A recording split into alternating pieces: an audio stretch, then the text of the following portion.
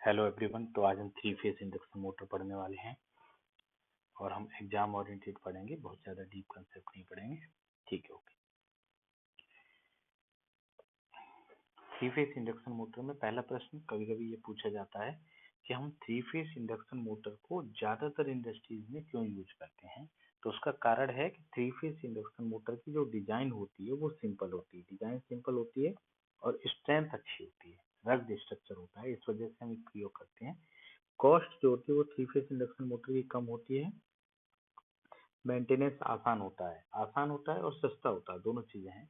तो कॉस्ट भी कम होती है, मेंटेनेंस भी सस्ता होता है, आसान होता है, तो इसलिए यूज करते हैं। पावर की जो रेटिंग होती है वो आधा किलोवाट से लेके 10 मेगावाट के रेंज तक, आधा किलोवाट से लेके 10 मेगावाट की रेंज तक के आपको थ्री फेज इंडक्शन मोटर मिल जाते हैं। लगभग कांस्टेंट स्पीड पे रोटेट करती है, सिंक्रोनस स्पीड से कुछ कम स्पीड पे, सिंक्रोनस स्पीड से कम स्पीड पे ये लगभग कांस्टेंट स्पीड पे रोटेट करती है। और स्पीड जो होती है वो फ्रीक्वेंसी पे डिपेंड करती है, तो फ्रीक्वेंसी को कंट्रोल करके हम स्पीड कंट्रोल कर सकते हैं। इसके ड्रॉबैक दो हैं। इसके ड्रॉबैक क्या है? पहला ये है कि स्पीड वेरिएबल अगर हमें चाहिए तो उसके लिए हमें वेरिएबल फ्रीक्वेंसी ड्राइव चाहिए होती है। क्या चाहिए होता है? वेरिएबल फ्रीक्वेंसी ड्राइव, उसके थ्रू हम इसकी स्पीड को कंट्रोल कर सकते हैं। तो ये रीजन है, ये सारे रीजन है जिसकी वजह से हम थ्री फेज इंडक्शन मोटर को इंडस्ट्रीज में प्रेफर करते हैं, यूज करते हैं। अगर हमें थ्री फेज इंडक्शन मोटर का कंस्ट्रक्शन पूछा जाए तो हम दो चीजें बताएंगे कि थ्री फेज इंडक्शन मोटर के बेसिकली दो भाग होते हैं। एक भाग होता है स्टेटर, एक होता है स्टेटर और दूसरा भाग होता है रोटर। स्टेटर मशीन का वह भाग होता है जो स्थिर रहता है या स्टैटिक अवस्था में रहता है, स्टेशनरी रहता है, उसको हम स्टेटर बोलते हैं। और रोटर क्या होता है? जो रोटेट करता है, उसको हम रोटर बोलते हैं। यहाँ पे आप देखोगे तो ये पूरा ब्लू वाला पार्ट है, ये पूरा स्थिर रहता है, तो ये स्टेटर का भाग है। ये जो वाइंडिंग आपको दिखाई दे रही है, ये जो वाइंडिंग है ये स्टेटर की वाइंडिंग है, ये स्थिर रहती है। बाकी यहाँ पे ये जो आपको दिखाई दे रही है ये शाफ्ट है, ये मोटर का रोटर है, ये रोटेट करती है। और इस पे पीछे लगा हुआ है कूलिंग फैन, ये लगा है कूलिंग फैन, ये भी रोटेट करता है। तो ये रोटर के भाग हैं। स्टेटर में हमें दो तीन चार चीजें ध्यान रखनी है।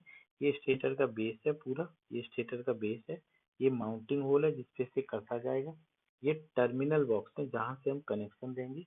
और यहाँ पे आपको एक और चीज, ये फैन कवर दिखाई दे रहा है, जो फैन है उसको कवर करने के लिए ये इनक्लोजर है, पूरी मशीन को कवर करके रखता है। रोटर आई बॉल, ये आई बॉल देख रहे हो, मोटर की आई बॉल, इससे मोटर को लिफ्ट करके, हुक करके एक जगह से दूसरी जगह पे प्लेस किया जाता है।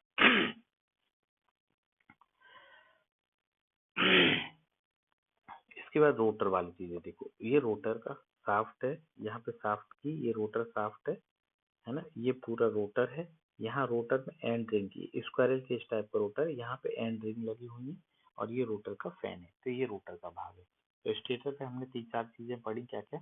एक तो हमने स्टेटर की बाइंडिंग समझी, स्टेटर का कोर को समझा,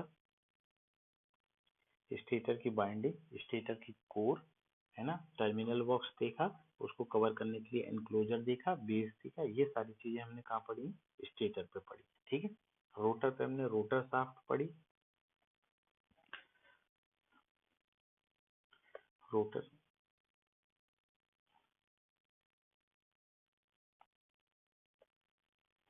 रोटर शाफ्ट, रोटर बाइंडिंग, है ना, ये सारी चीजें देखी। जब आपसे कंस्ट्रक्शन पूछा जाएगा तो आपको ये वाला चित्र बना के दिखाना है कंस्ट्रक्शन में। तो यहाँ देखो, यहाँ आपको रोटर की शाफ्ट, ये रोटर की शाफ्ट है, ये रोटर वाला हिस्सा है, ये पूरा जो दिख रहा है, छोटे छोटे कंडक्टर दिख रहे हैं, ये स्क्वायर केज रोटर है।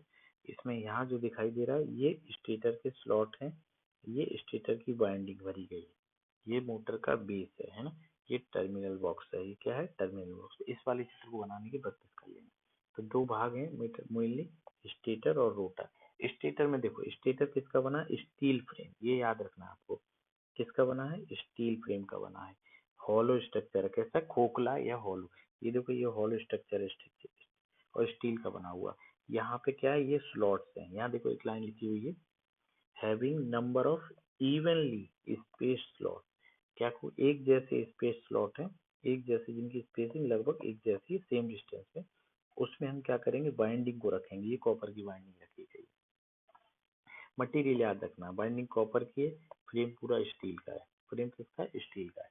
अब इसमें जो हमने कोर बनाई है वो कोर होती है स्टैक्ड लैमिनेशन। स्टैक्ड लैमिनेशन का क्या मतलब है, एक तो ये हो सकता था कि हम पूरा सॉलिड आयरन यूज कर लेते, पर हम सॉलिड पर हम सॉलिड आयरन यूज ना करके पतली पतली आयरन की पट्टियां यूज करते हैं और उन पे सिलिकॉन का लेमिनेशन करते हैं ताकि एडी करंट को कम किया जा सके। जैसे आप लोग कॉपी, हम लोग की कॉपी होती है, उसमें बहुत सारे पतले पतले पेज होते हैं, उसके बाद वो मोटी होती है, ऐसे ही हम पतली पतली पट्टियों से कोर बनाते हैं मोटी सी। दूसरा भाग है रोटर। जो भाग रोटेट करता है उसे हम रोटर बोलते हैं। शाफ्ट पे रखा जाता है इसको। इसमें भी पंच लैमिनेशन है। स्टैक जैसे स्टेटर स्टैक था, ऐसे रोटर भी स्टैक्ड होता है और इसमें रोटर स्लॉट बने होते हैं जिसमें क्या करते हैं, वाइंडिंग की जाती है। इंडक्शन मोटर के रोटर दो तरह के होते हैं, स्क्वेरल केज रोटर और बाउंड रोटर। बाउंड रोटर का ही दूसरा नाम स्लिप रिंग रोटर भी है। चाहे बाउंड रोटर बोलो चाहे स्लिप रिंग रोटर बोलो, एक ही बात है। स्क्वेरल के जो रोटर होते हैं उनमें क्या होता है, मोटे मोटे बस बार्स होते हैं एल्यूमिनियम के। किस मटेरियल के, देखो मटेरियल देखते हो चलो, ये किसके हैं, एल्यूमिनियम के मोटे मोटे बस बार्स होते हैं जिनको हम एंड रिंग्स के द्वारा शॉर्ट सर्किट करते हैं। किसके द्वारा, एंड रिंग्स के द्वारा शॉर्ट सर्किट करते हैं। एंड रिंग्स भी किसकी बनी है, एल्यूमिनियम की। एंड रिंग्स किसके, कंडक्टर भी एल्यूमिनियम के, एंड रिंग्स भी एल्यूमिनियम की है। और ये गिलहरी का पिजड़ा स्क्वायरल केज जैसे शेप में दिखाई देते हैं, तो इसलिए हम स्क्वायरल केज बोलते हैं इनको। बाउंड रोटर में क्या होता है, रोटर पे भी स्टेटर की तरह ही वाइंडिंग होती है।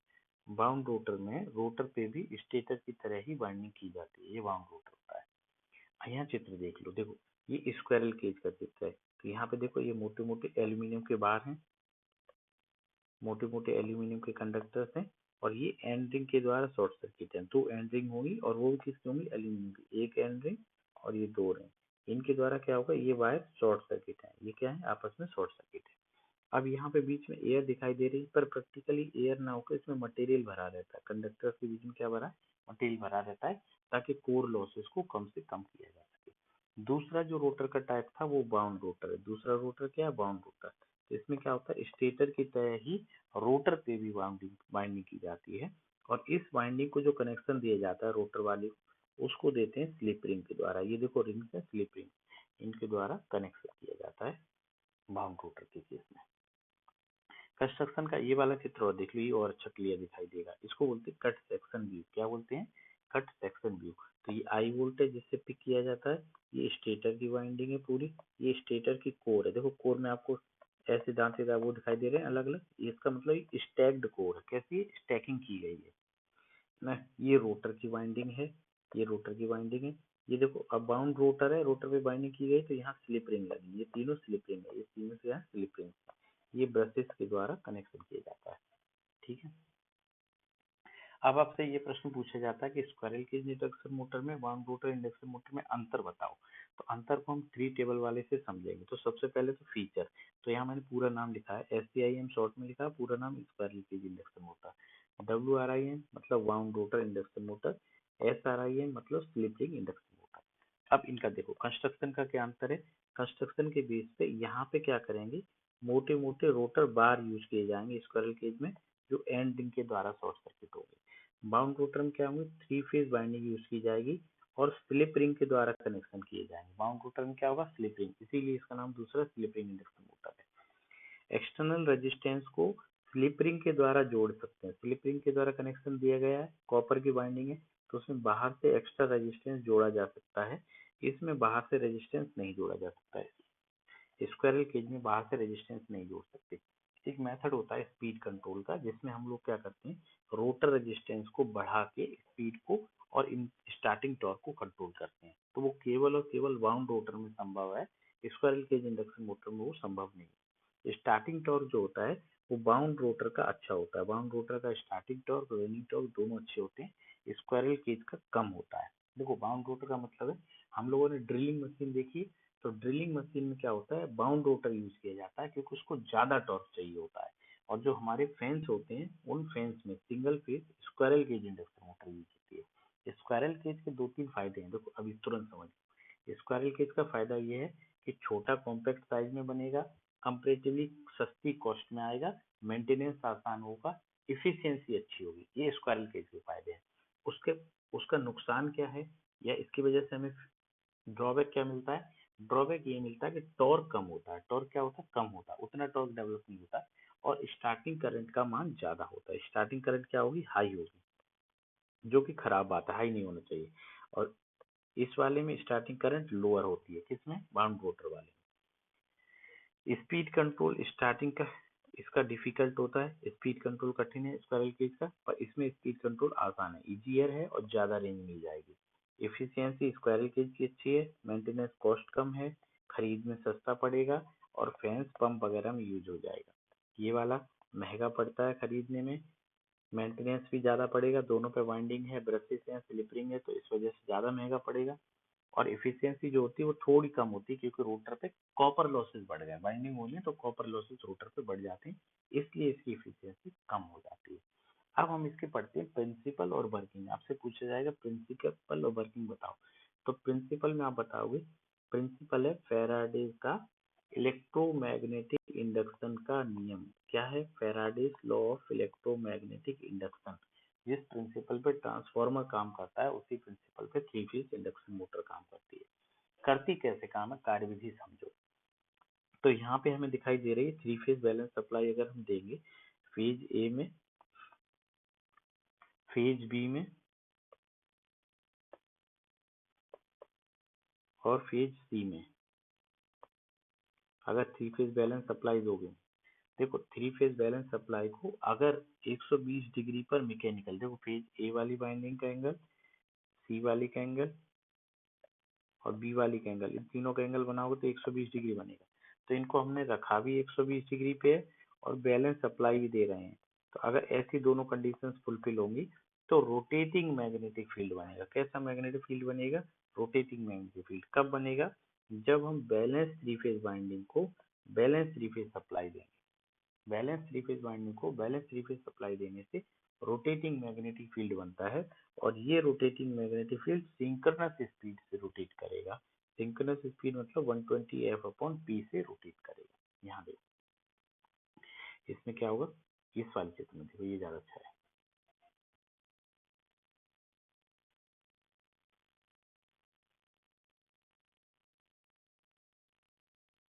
इस वाले चित्र में देखो, पहले हमें फ्लक्स इस डायरेक्शन में दिखाई दे रहा है, उसके बाद दूसरे चित्र में फ्लक्स इधर दिखाई दे रहा है, फिर फ्लक्स इधर दिखाई दे रहा है, फिर फ्लक्स इधर दिखाई दे रहा है। और इन तीनों केस में फ्लक्स का मान 3/2 इंटू एफ है। मान जो होगा वो कांस्टेंट होगा। तो जो फ्लक्स डेवलप होता है उसका मैग्नीट्यूड जो होता है वो कांस्टेंट होता है, पर डायरेक्शन बदलती रहती है।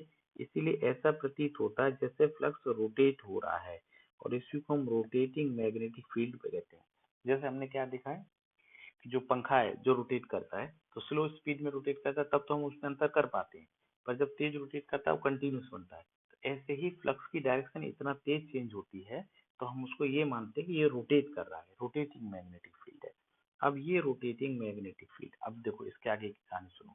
जब हमने बैलेंस थ्री फेज सप्लाई दी, किसको? वाइंडिंग को, ऐसी वाइंडिंग जो 120 डिग्री पे रखी है और उससे बैलेंस सप्लाई दी, तो रोटेटिंग मैग्नेटिक फील्ड बनता है। पहली लाइन हो गई। दूसरी लाइन में अब ये rotating magnetic field rotor winding को कट करेगा। रोटर पे जो वाइंडिंग है, चाहे वो स्क्वायरल केज वाली हो चाहे वाउंड रोटर वाली है, उस वाइंडिंग को ये रोटेटिंग मैग्नेटिक फील्ड कट करेगा। तो जब ये rotating magnetic field rotor winding को कट करता है तो रोटर पर ईएमएफ इंड्यूस होगा। रोटर पे क्या होगा? वोल्टेज जनरेट हो जाएगा। और चूंकि रोटर को हमने एंड रिंग के द्वारा शॉर्ट सर्किट करके रखा है, रोटर को क्या किया है? एंड रिंग के द्वारा शॉर्ट सर्किट करके रखा हुआ है, इसलिए रोटर पे करंट फ्लो करना शुरू कर देगी। इसलिए रोटर में क्या करेगी? करंट फ्लो करेगी। और जैसे ही रोटर में करंट आएगी तो इस वजह से रोटर का अपना मैग्नेटिक फील्ड बन जाएगा। और ये दोनों मैग्नेटिक फील्ड कौन कौन से दोनों? स्टेटर का मैग्नेटिक फील्ड और रोटर का मैग्नेटिक फील्ड, ये दोनों मैग्नेटिक फील्ड मिलके एक टॉर्क डेवलप करेंगे। दोनों मिलके क्या करेंगे? Torque develop. फिर से सुनो, एक बार और सुनो, लास्ट टाइम। सबसे पहले हमने 120 डिग्री पे रखी गई मोटर को थ्री फेज बैलेंस सप्लाई दी, तो उस वजह से क्या हुआ? आरएमएफ बना। इस आरएमएफ ने क्या किया? रोटेटिंग मैग्नेटिक फील्ड ने क्या किया? रोटर कंडक्टर को कट किया। रोटर कंडक्टर को कट करने की वजह से रोटर में ईएमएफ आ गया। अब चूंकि रोटर एंड रिंग के द्वारा शॉर्ट सर्किट है, इसलिए यहाँ पे करंट आ गई रोटर की करंट आने की वजह से रोटर का अपना फ्लक्स आ गया, और स्टेटर फ्लक्स और रोटर फ्लक्स दोनों मिलके क्या करेंगे, टॉर्क जनरेट करेंगे। बस इतना सा है, ये समझ, और ये मोटर रोटेट करने लगे, है ना। अब यहाँ पे एक और प्रश्न पूछा जाता, अभी जो हमने चर्चा की वो ये चर्चा की कि प्रिंसिपल क्या है और वर्किंग क्या है। एक प्रश्न ये पूछा जाता है कि इंडक्शन मोटर जो होती है वो किस स्पीड पे रोटेट करती है, या तो ये पूछा जाए या फिर ये पूछा जाए कि क्या इंडक्शन मोटर सिंक्रोनस स्पीड पे रोटेट कर सकती है, और अगर कर सकती, अगर नहीं करती तो क्यों नहीं करती, तो उसको समझो।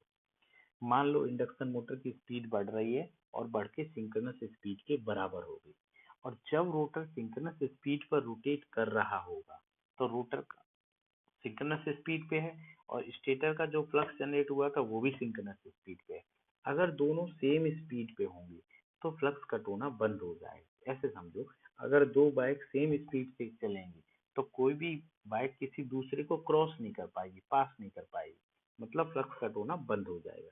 और अगर फ्लक्स कट होना बंद हो जाएगा तो उसकी वजह से रोटर पे ईएमएफ नहीं आएगा, और ना ईएमएफ आएगा तो करंट भी नहीं आएगी, करंट नहीं आएगी तो रोटर का फ्लक्स नहीं बनेगा, और रोटर का फ्लक्स नहीं बनेगा तो इस वजह से दोनों फ्लक्स चाहिए होते टॉर्क बनाने के लिए, तो चूंकि रोटर पे फ्लक्स जीरो है इसलिए जीरो टॉर्क डेवलप होगा। जब मोटर सिंक्रोनस स्पीड पे पहुंचती है उस समय उसमें डेवलप होने वाले टॉर्क का मान जीरो होता है, और इस वजह से मोटर की स्पीड घटना शुरू कर देगी।